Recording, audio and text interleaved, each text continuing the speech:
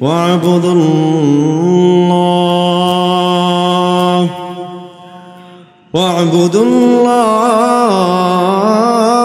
ولا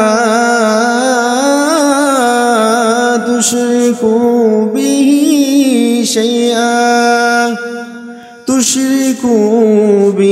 شيئا وبالوالدين إحسانا صدق الله مولانا العظيم. قال رسول الله صلى الله عليه وسلم عن أبي هريرة رضي الله تعالى عنه قال قال رسول الله صلى الله عليه وسلم من أحق بحسن الصحابة قال يا رسول الله قال رسول الله صلى الله عليه وسلم قال أمك قال ثم من قال أمك قال ثم من قال أمك قال ثم من قال أبوك أو كما قال عليه الصلاة والسلام. درود شريف পড়ি اللهم صل على محمد وعلى آل محمد كما صليت على إبراهيم وعلى آل إبراهيم إنك حميد مجيد. اللهم بارك على محمد وعلى آل محمد كما باركت على إبراهيم وعلى آل إبراهيم إنك حميد مجيد. بلغ العلا بكماله كشف الدجى بجماله حسنت جميع خصاله صلوا عليه وآله. मरने वाला मर जाएगा जीने वाला कोई नहीं रोने वाला बहुत होगा मगर जाने वाला कोई नहीं. बलगल उला बिकमालिह كشف الدجى بجماله حسنت جميع خصاله صلوا عليه وآله. আলহামদুলিল্লাহ মহান আল্লাহ তাআলা দরবারে লক্ষ কোটি শুকরিয়া জ্ঞাপন করছি যে আল্লাহ তাআলা আমাদেরকে দুনিয়াবী সকল ঝামেলা থেকে মুক্ত করে রহমতে বরকতে জান্নাতে টুকরা বাগানে দ্বীনি মজলিসে আসার বসার তৌফিক দান করেছেন। সেই মহান মনিবের দরবারে সকলে অন্তরে অন্তঃস্থল থেকে কালিমাতুর শুকর আদায় করি। একবার সকলে বলি আলহামদুলিল্লাহ। সম্মানিত উপস্থিতি, এখানে যারা বসে আছেন, এই পৃথিবীতে শুধুমাত্র দুইজন ব্যক্তি আল্লাহ তাআলা পাঠিয়েছিলেন মা বাবা ছাড়া। দুইজন ব্যক্তি আসছে মা বাবা ছাড়া, একজন আসছে শুধুমাত্র মায়ের মাধ্যমে। আর তাছাড়া পৃথিবীতে যত মানুষ আগমন করেছে, এখানেও যারা বসে আছেন সবাই কারো না কারো সন্তান, কারো না কারো মাধ্যমেই দুনিয়াতে আগমন করেছেন। আল্লাহ তাআলা একজনের মাধ্যমে আরেকজনকে দুনিয়াতে পাঠায়। পৃথিবীতে মা বাবা ছাড়া জন্মগ্রহণ করেছে আল্লাহ তাআলা সরাসরি বানাইছেন হযরত আদম আলাইহিস সালাতু ওয়াস সালাম এবং মা হাওয়া আলাইহিস সালাতু ওয়াস সালাম দুজনকে পাঠাইছেন। মা বাবা নাই, মা বাবা ছাড়া পাঠাইছেন। ঈসা আলাইহিস সালাতু ওয়াস সালামকে আল্লাহ তাআলা মায়ের মাধ্যমেই পাঠাইছেন, বাবা নাই। তাছাড়া পৃথিবীর যত মানুষ আছে সকলের মা বাবা আছে। সে মা বাবা নিয়েই হচ্ছে আলোচনা। আল্লাহ পাক রব্বুল আলামিন যেখানে তিনার ইবাদতের কথা বলেছেন, সেখানেই মানুষকে মা বাবার সঙ্গে ভালো আচরণের কথা বলেছেন। আল্লাহ তাআলা পৃথিবীর জমিনে একটা মানুষকে যত ধরনের নিয়ামত দিয়েছেন, তার ভিতরে মা বাবা হচ্ছে অন্যতম শ্রেষ্ঠ একটি নিয়ামত। যার জীবনে মা বাবা আছে তার জীবনে দুঃখ কষ্ট বলতে কিচ্ছু নাই। কারণ একটা বাচ্চা যখন ছোট্ট থাকে, কষ্ট পেলে, ব্যথা পেলে, আঘাত পেলে দৌড়ায় কার কাছে যায়?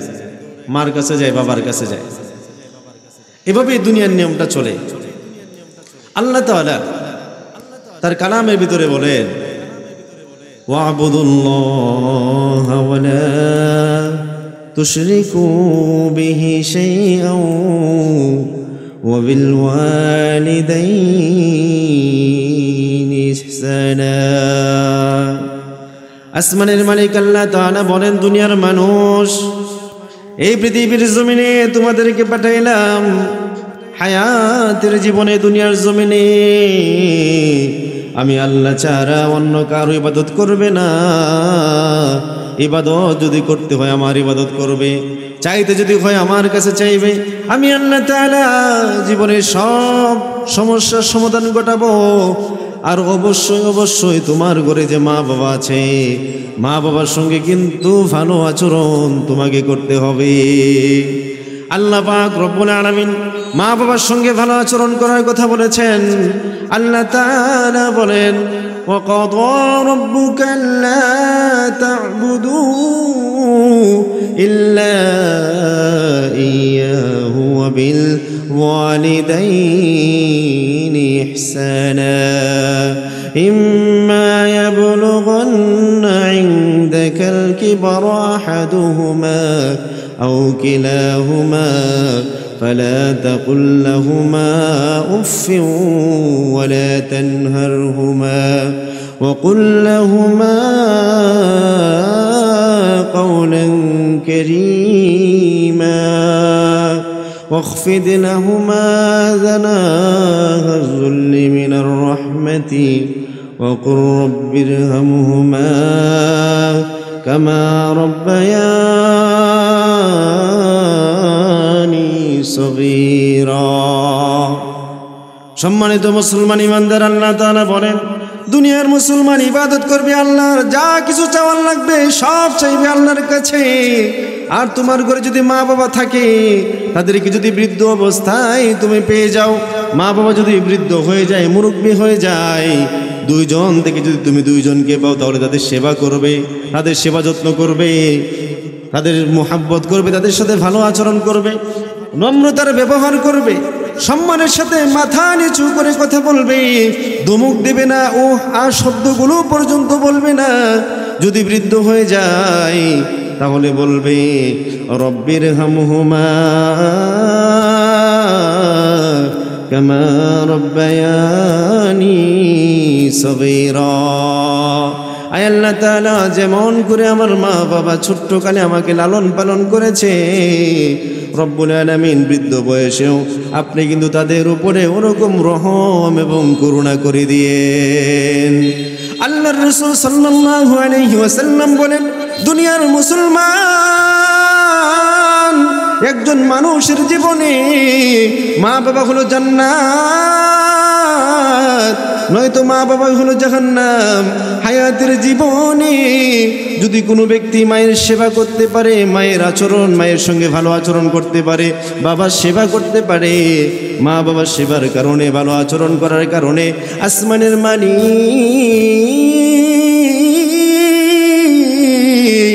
আল্লাহ তাআলা খুশি হয়ে যায়। আল্লাহ পাক রব্বুল আলামিন বলেন, দুনিয়ার মুসলমান, মা বাবা তোমার এত বড় নিয়ামত, মা বাবার সেবা যদি করতে পারো, আমি আল্লাহর জান্নাত তোমার জন্য তৈরি আছে। সুবহানাল্লাহ। আর যদি কেউ মা বাবার সঙ্গে নাফরমানি করে, মা বাবার সঙ্গে বেয়াদবি করে, কষ্ট দেয়, তাহলে ওই ব্যক্তির জান্নাত নাই। আল্লাহর রাসূল বলেন, শবে বরাতের দিনেও, লাইলাতুল কদরের দিনেও যদি ওই ব্যক্তি আল্লাহর কাছে দোয়া করে, তার দোয়া আল্লাহ তাআলা কবুল করে না। এমনকি মক্কা মদিনার ইমাম সাহেব যদি দোয়া করায়, পৃথিবীর বড় পীর সাহেব যদি দোয়া করায়, কোনো ব্যক্তি যদি মা বাবার মনে কষ্ট দেয়, তার দোয়া কোনো দিন আল্লাহ কবুল করবে না। কেউ যদি তার পক্ষে দোয়া করেও আল্লাহ কবুল করবে না। আল্লাহর রাসূল বলেন, একজন সন্তানের জীবনে মার চাইতে, বাবার চাইতে বড় ওলি আর কেউ নাই। আপনার ঘরে মা আছে, বাবা আছে, তারা হলো আপনার বড় ওলি, বড় পীর সাহেব। মা বাবার চাইতে বড় পীর সাহেব ওলি কেউ নাই। বলেছেন মুহাম্মদুর রাসূলুল্লাহ, আল্লাহর রাসূল জানায় দিয়েছে দুনিয়ার মুসলমান, তোমার ঘরে মা আছে, বাবা আছে, তোমার ঘরে যদি মা থাকে, বাবা থাকে, পৃথিবীর কোনো পীর সাহেবের কাছে যাওয়ার প্রয়োজন নাই।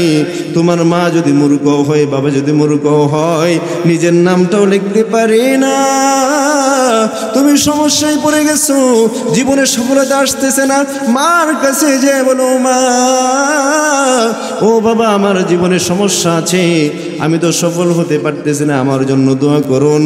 আল্লাহর হাবিব বলেন,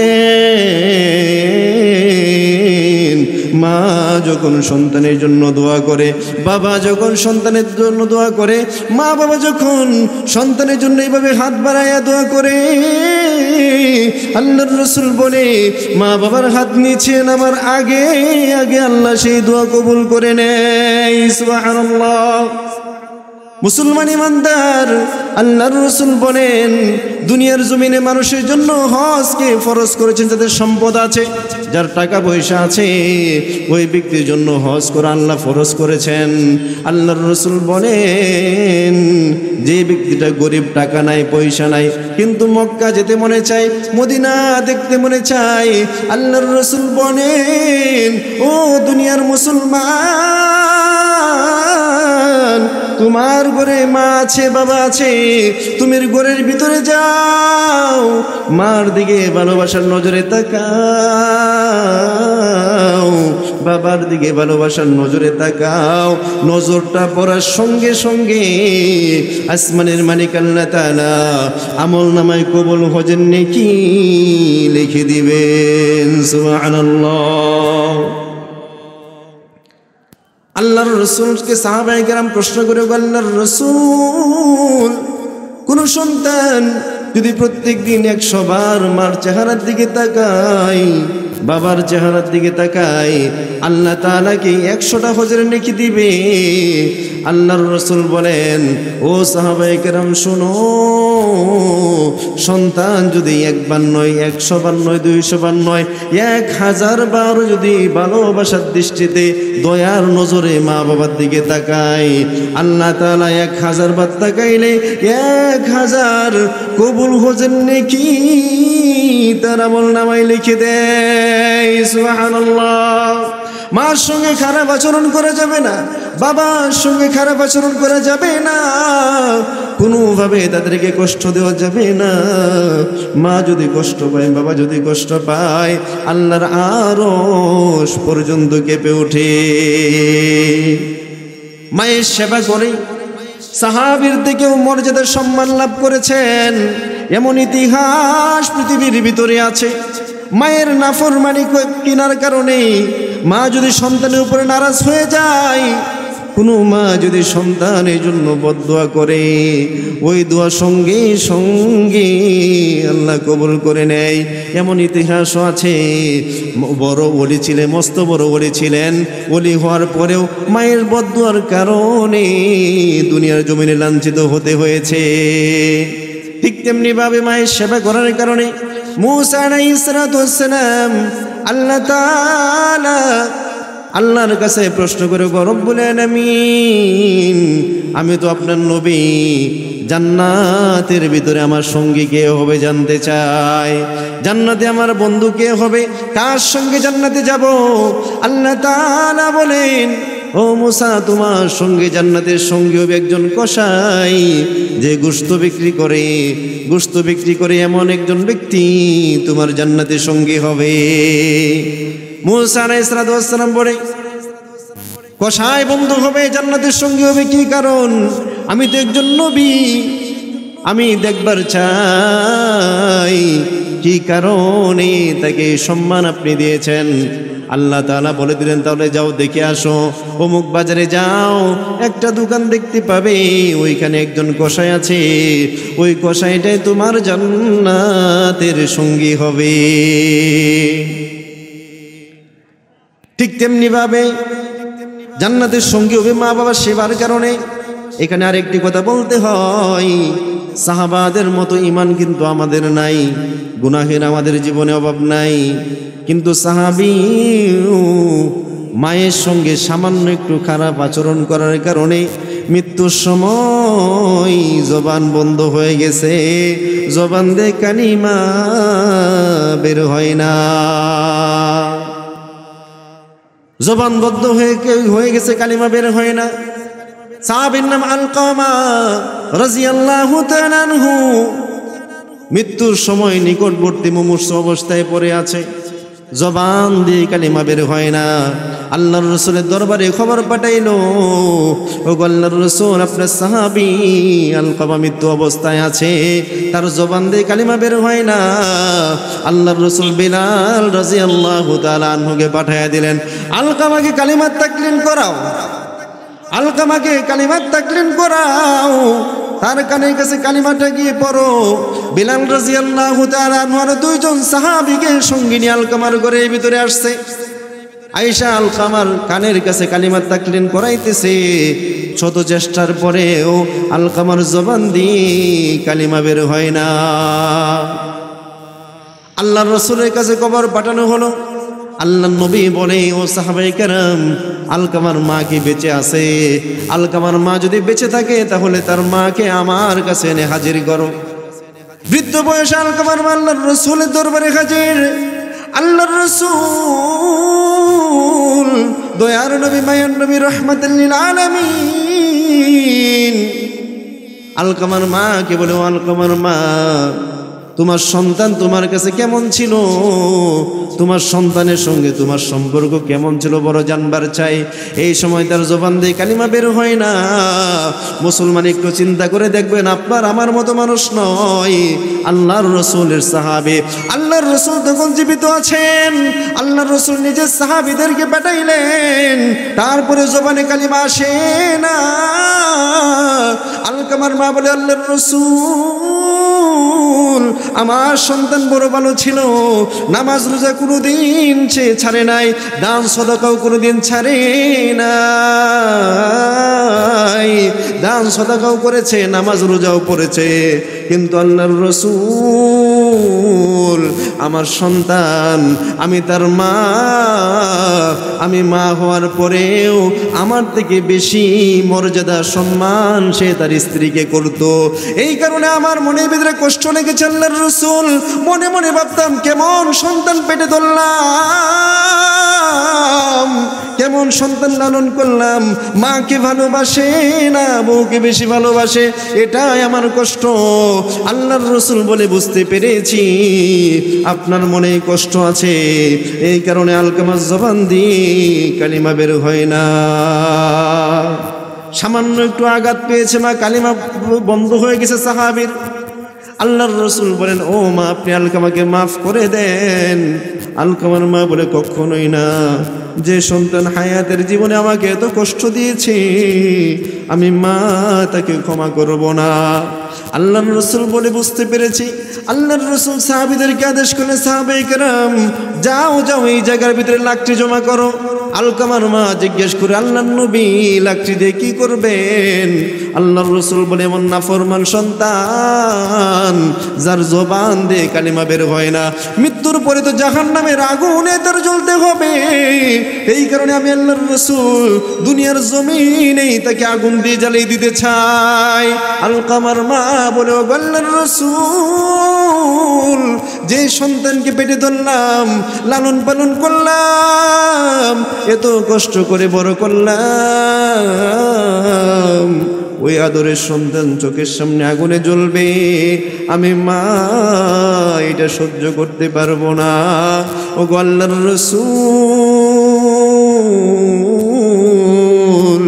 আপনি সাক্ষী থাকেন, আমি আলকামার মা আপনাদেরকে সাক্ষী রেখে বলতেছি, আমি আমার সন্তানকে মুহূর্তে মাফ করে দিলাম। যেই মাত্র আলকামার মা এই কথা বলেছে, বেলাল রাদিয়াল্লাহু তাআলা আনহু দৌড়তেছে ঘরের ভিতরে, ঘরের পাশে গিয়ে শুনে আলকামা জোরে জোরে পড়তেছে, আশহাদু আল্লা ইলাহা ইল্লাল্লাহু ওয়া আশহাদু আন্না মুহাম্মাদান আবদুহু ওয়া রাসূলুহু। কালিমা পড়তে পড়তে আলকামা রাদিয়াল্লাহু তাআলা আনহু দুনিয়া থেকে বিদায় নিয়ে গেল। মুসলমান, বুঝাইতে চাইলাম দুনিয়ার জমিনে মার থেকে বড় ওলি কিন্তু আর কেউ নাই, বাবার থেকে বড় ওলি কেউ নাই। মায়ের সঙ্গে যদি কেউ খারাপ আচরণ করে থাকে হায়াতের জীবন ভালো হবে না, কবরের জীবন ভালো হবে না। বিশ্বাস করেন বা না করেন, আল্লাহ তাআলা কোরআনে যে জায়গায় তার ইবাদতের কথা বলেছেন ওই জায়গার ভিতরে মা বাবার সঙ্গে ভালো আচরণের কথা বলেছেন শুধুমাত্র একটি কারণে। মা বাবার অবাধ্য হওয়া যাবে শুধুমাত্র একটি কারণে। আল্লাহ তাআলা বলেন ওয়াসাইনাল ইনসানা বিওয়ালিদাইহি হুসনা ওয়া ইন জাহাদাকা লিতুশরিকা বি মা লাইসা লাকা বিহি ইলমু ফালা তুতি'হুমা। আল্লাহ তাআলা বলেন দুনিয়ার মানুষ তোমরা মা বাবার সঙ্গে ভালো আচরণ করবে, আল্লাহ তাআলার ইবাদত করবে, আল্লাহ তাআলার সঙ্গে কাউকে শরীক করবে না। আর যদি তোমার মা বাবা এমন কোনো আদেশ করে, যদি আমার সঙ্গে শিরিক করার কথা বলে, এমন কোনো কথা বলে যেই ব্যাপারে তোমার জ্ঞান নাই, এমন কোনো যদি আদেশ করে তাহলে ওই আদেশ তুমি অমান্য করতে পারো, এছাড়া অন্য কোনো আদেশ তোমার অমান্য করার সুযোগ নাই। তাহলে বুঝতে পেরেছেন আপনার আমার জন্যে, সন্তানের জন্যে মা বাবা চাইতে বড় ওলি আর কেউ নাই। সুতরাং এখানে যারা বসে আছেন সবাই কারো না কারো সন্তান, মা বাবা সবারই ছিল, হয়তো বা কারো মা বাবা কবরে চলে গেছে, কারো মা বাবা বেঁচে আছে। ভুলেও কোনোদিন কষ্ট দিয়েন না। আল্লাহ আদেশ করেছেন উফিল লাকুম, ধমক দিয়েন না। চোখ গরম করে কথা বলা যাবে না মা বাবার সঙ্গে, আল্লাহ নারাজ হয়ে যাবে, জান্নাতে যাওয়া যাবে না। এ কারণেই বলা হয় যে মামাই ছোট থেকে মায়ার জালে বন্দি রেখে করেছে পালন। হে প্রভু তুমিও তারে তোমার আরশ ছায়ানি রে করিও লালন, মাকে করিও লালন, করিও লালন, মাকে করিও লালন। কারো মা বাবা যদি মারা যায় আদর্শ সন্তানের দায়িত্ব হলো কবরের পাশে গিয়ে দাঁড়ানো, মা বাবার কাছে ক্ষমা চাওয়া, মা বাবার কবর জিয়ারত করা, দোয়া করা মা বাবার জন্যে। কারণ এই দুনিয়াতে আপনি মা বাবার কারণে এসেছেন, দুনিয়াতে যে যা কিছু করেছেন মা বাবার জন্যেই। যদি আমরা জানি আমাদের সৃষ্টিকর্তা আল্লাহ তাআলা, কিন্তু বাহির দৃষ্টিতে দেখলে মা বাবা না থাকলে দুনিয়ার জমিনে কিন্তু আমরা আসতাম না।